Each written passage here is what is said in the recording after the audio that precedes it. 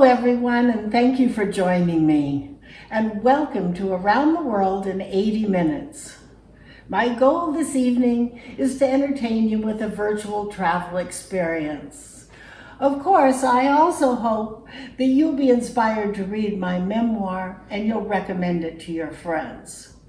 For almost 50 years, I've been telling stories of this wonderful travel adventure that occurred in my youth. And finally, I decided to write a memoir about it.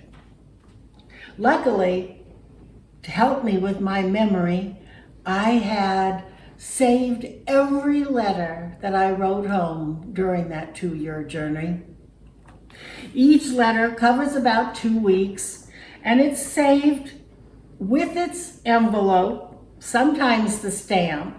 Sometimes the stamp is cut away because my older sister was a stamp collector and I gave her permission to take the stamps. As soon as I began the memoir and Tom heard about it, he brought over his collection of little notebooks. These notebooks were always carried in his front shirt pocket, and he jotted down in them for 2 years every expense along the way. Some of the notebooks have a money exchange table in the front or somewhere wherever we got to a new country, and many of them also had little drawings that I added of things I wanted to remember. Writing the first chapters of the memoir was not that difficult. I took from my memory the way we planned the trip, buying the van, and our wedding. But as I began the travel chapters, I knew it was time to reread these letters. The sheer volume of letters was daunting. So I determined the best way to approach the project was section by section.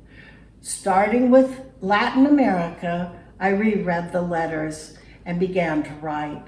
I was so excited to find that the words in these letters helped me remember things that were not on the page, and memories began to flood back.